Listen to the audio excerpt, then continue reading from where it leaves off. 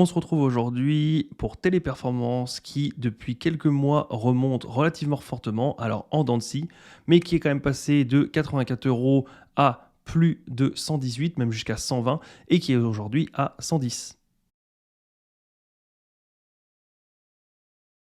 Alors certains d'entre vous l'ont demandé sûrement parce que c'est une des actions françaises les plus suivies. Alors on va déjà se remettre en mensuel puisque des fois en journalier ça peut paraître impressionnant, mais si déjà on se remet en mensuel, on voit bien que cette hausse est quand même très très petite. On avait déjà eu d'ailleurs une remontée ici en 2024, en début 2024, et on voit bien que c'est redescendu par la suite. Donc, est-ce que maintenant il y a eu un changement de paradigme? Est-ce que les chiffres sont incroyables? Est-ce qu'ils étaient comme ça à l'époque? On va voir tout ça.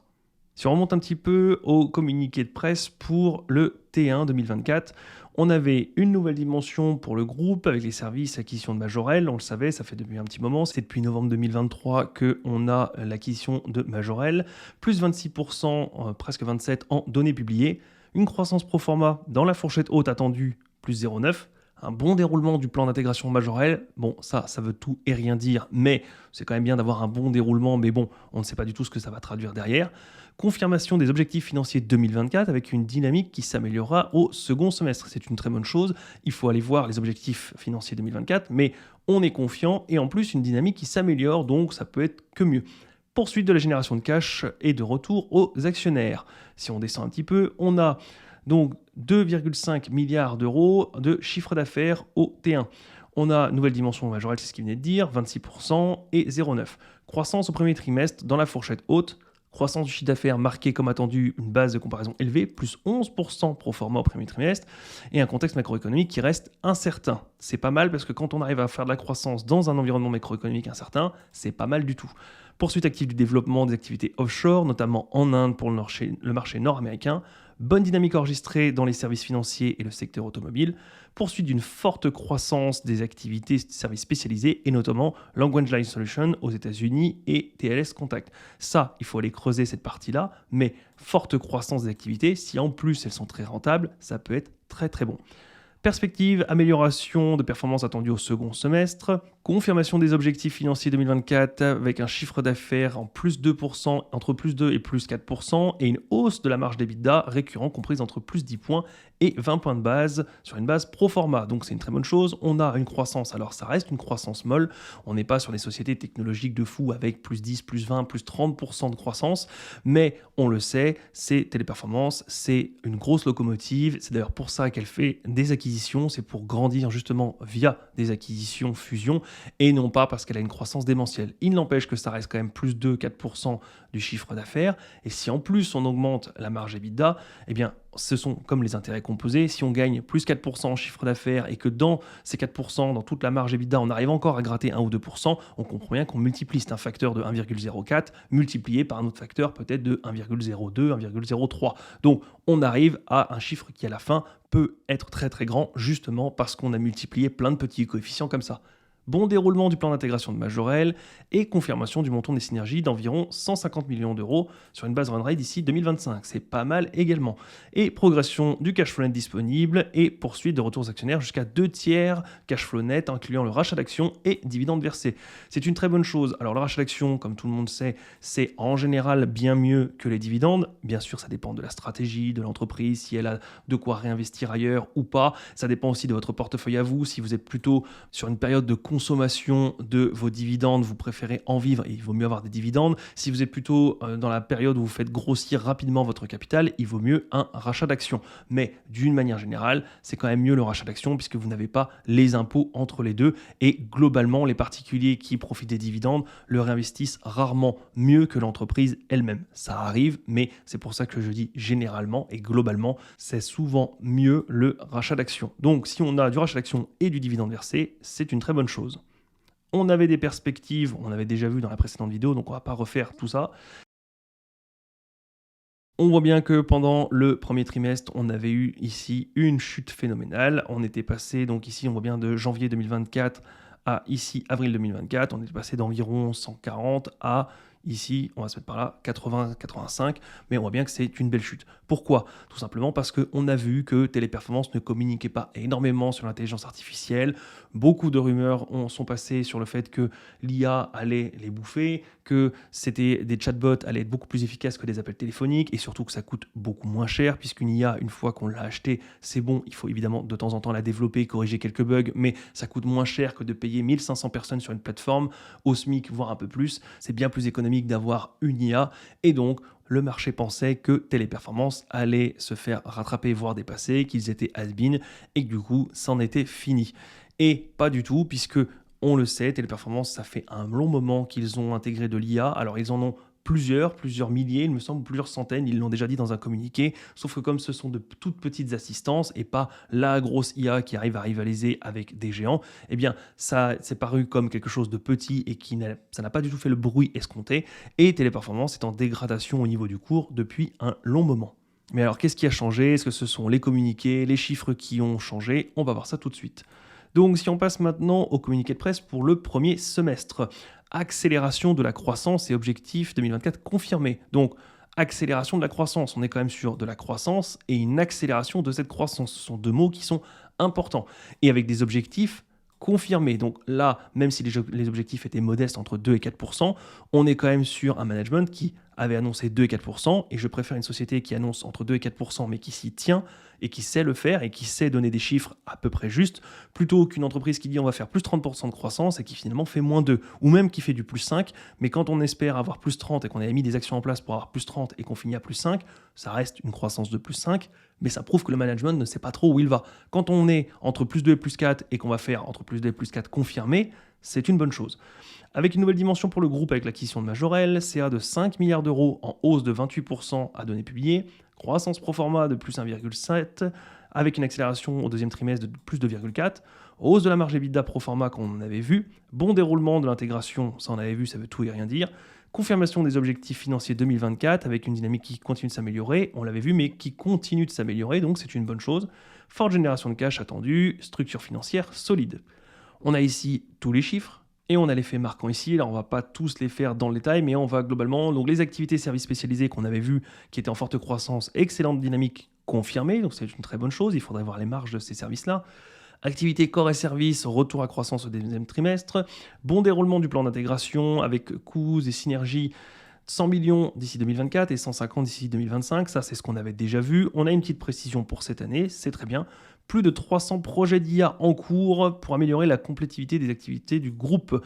Alors, compétitivité, c'est bien, mais c'est un mot qui veut tout et rien dire. Il faudra avoir des chiffres. Et projet d'IA, c'est pareil, ça veut tout et rien dire. C'est bien de les lancer et je pense que c'est plus un coup marketing, juste pour montrer qu'il y a là, avec un gros chiffre, 300 projets. Je ne doute pas qu'ils soient sur des projets IA parce qu'ils ont bien compris que c'était quand même très intéressant.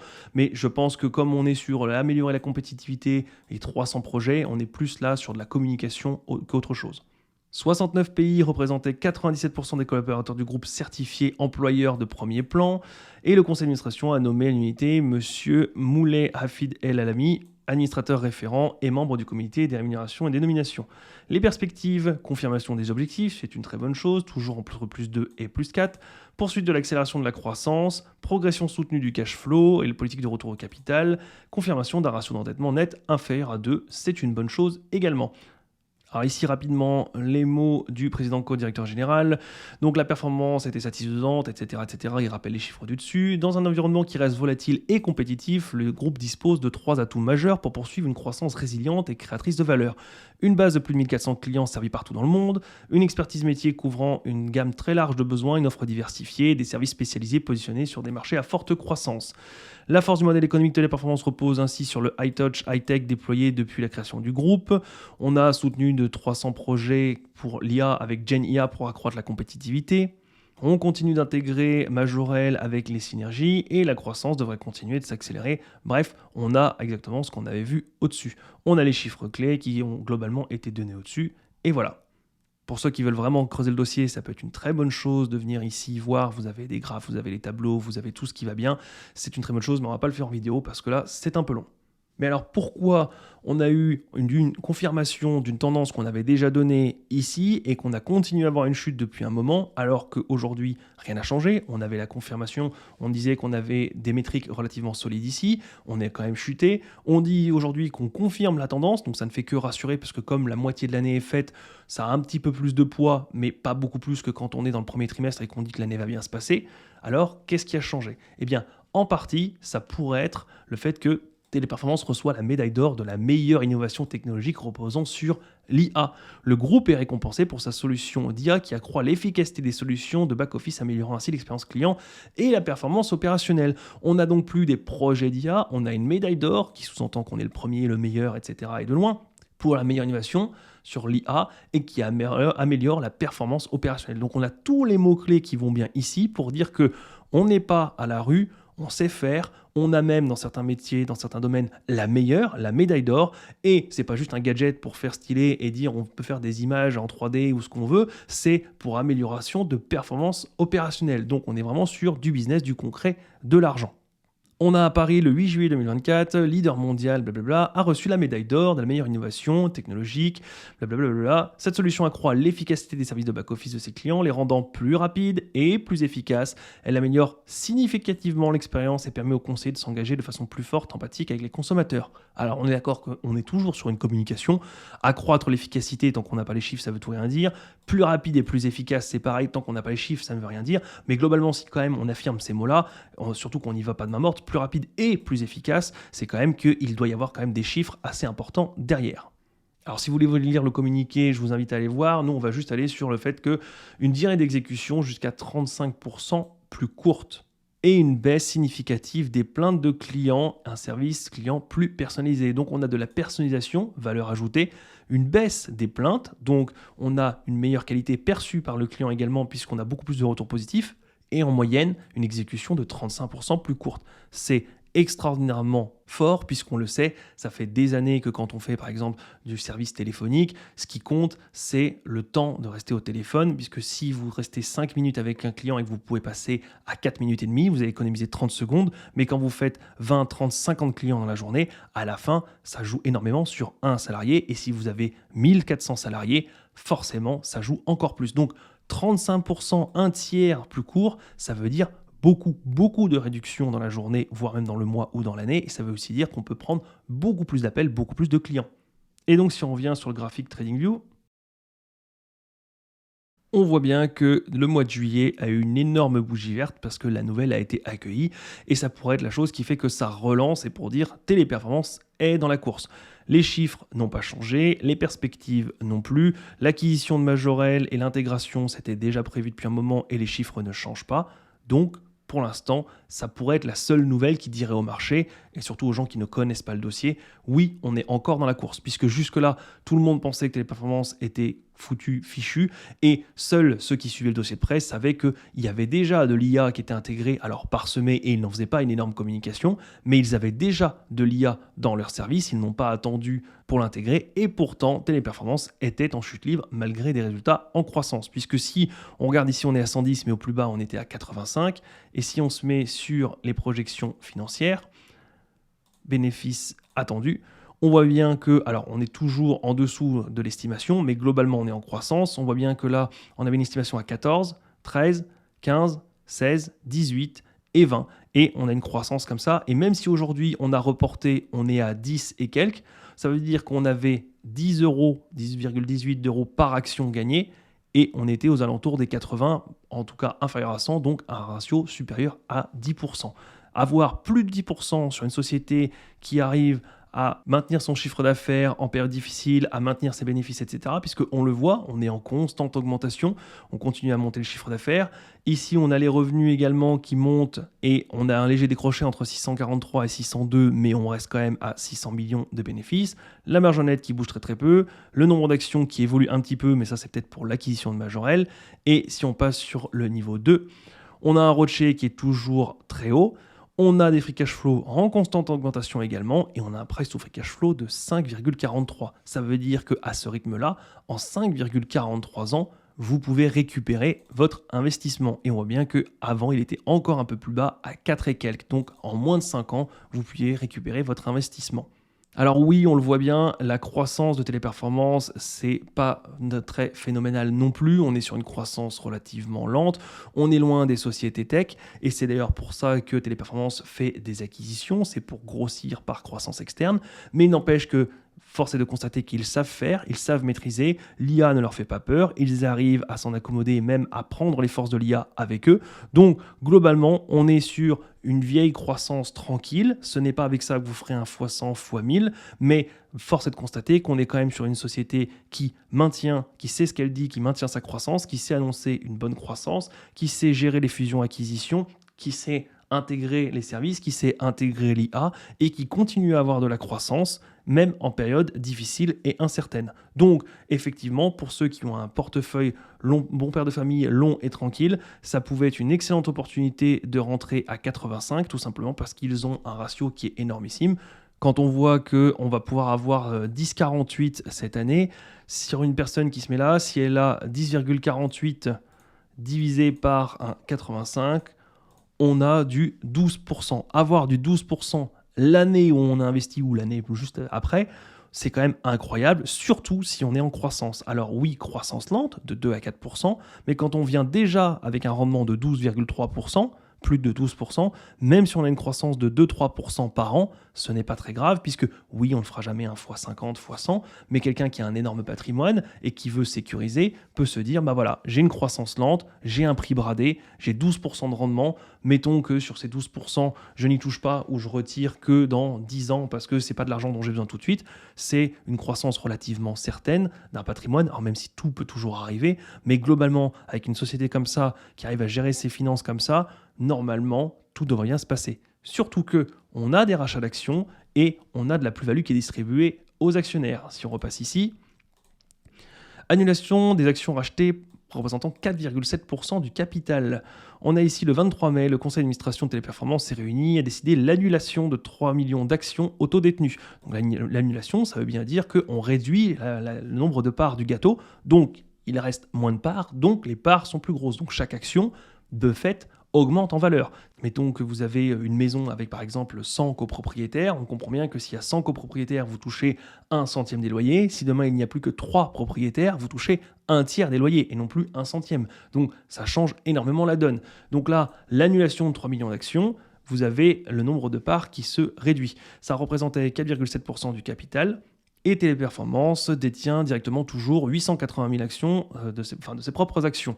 Ça doit sûrement être pour justement faire des acquisitions, des rachats payés en actions. Ils ont toujours un petit stock d'actions qu'ils continuent de racheter au fur et à mesure. Et quand ils en ont un bon gros stock, donc je suppose que là ils en avaient 3 800 000, ils se disent bah voilà, on annule 3 millions d'actions, il nous reste toujours 800 000 et ils continuent de racheter leurs propres actions.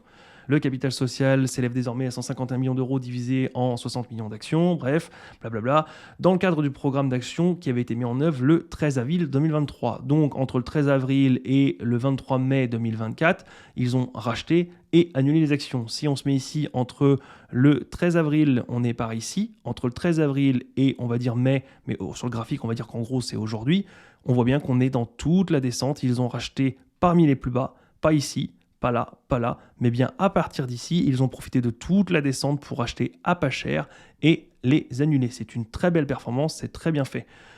Président et co-directeur général de Téléperformance a déclaré « Ces rachats d'actions et leurs annulations ont été motivés par le cours de bourse qui ne reflète pas correctement l'importance génération de flux de trésorerie du groupe, de ses performances hors pair sur un marché dans un environnement macroéconomique difficile et des perspectives de croissance futures. » On peut donc en conclure que sur ce coup-là, ça a été très bien joué de la part de Téléperformance qui a racheté pendant que le cours chutait parce que tout le monde disait que l'IA allait les anéantir.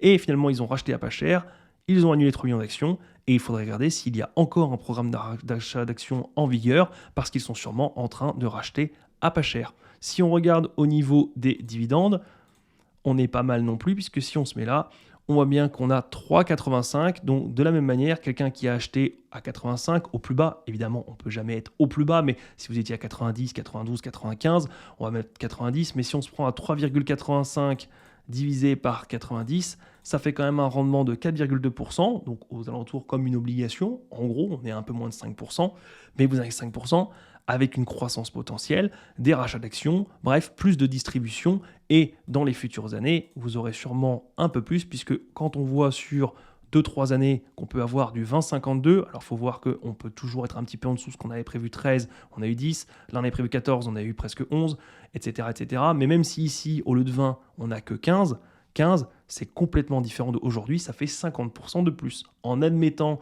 que les dividendes subissent un peu la même croissance, on pourrait avoir 50% d'augmentation de dividendes. Donc quelqu'un qui a aujourd'hui environ 4 et quelques pourcents de dividendes pourrait avoir en 2027 plus de 6%. Et à partir de là, on serait déjà au-dessus d'une obligation d'État et on n'aurait potentiellement que de la croissance devant nous, voire même une revente des actions pour directement toucher le gros capital. Bref, vous l'aurez compris, Téléperformance, ce n'est pas non plus la start-up du siècle, ce n'est pas ce qui va vous permettre d'avoir une vélocité phénoménale et de faire un x50 sur votre portefeuille, mais cela reste quand même une action, une entreprise qui a été complètement sous-estimée lors de l'IA. Tout le monde a cru que c'était juste des vieilles sociétés avec beaucoup de démarchage téléphonique, beaucoup de services clients, de services après-vente téléphoniques pour d'autres personnes et que c'était juste des plateformes avec des milliers de personnes et point, et que c'était toujours à l'ancienne. Absolument pas, ils se sont également mis à la page et ils ont profité d'un vent contraire justement pour racheter un bon nombre d'actions, pour en annuler une partie. Et aujourd'hui, ça a l'air de se reprendre, même si on ne peut absolument rien confirmer puisque ça pourrait encore repartir à la baisse. Mais aujourd'hui, pour quelqu'un qui veut se constituer un portefeuille tranquille, bon père de famille pour le long terme, ça peut être, évidemment, si vous avez étudié le dossier et que le profil de la société correspond avec vos attentes à vous, cela pourrait être un bon investissement ou en tout cas un placement relativement sécurisé. Je dis évidemment relativement sécurisé, tout simplement parce qu'en bourse, on n'est jamais sûr de rien, mais quand on voit quand même les chiffres de Téléperformance, on est loin d'être sur un profil extrêmement risqué. De toute manière, comme d'habitude, faites vos devoirs, lisez les rapports financiers, écoutez les conférences calls, étudiez l'entreprise, faites votre propre bilan à vous, votre propre bilan d'investisseur, votre profil de risque, et voyez si Téléperformance colle avec votre profil à vous. Voilà, c'est tout pour aujourd'hui, et moi je vous dis à la prochaine. Salut!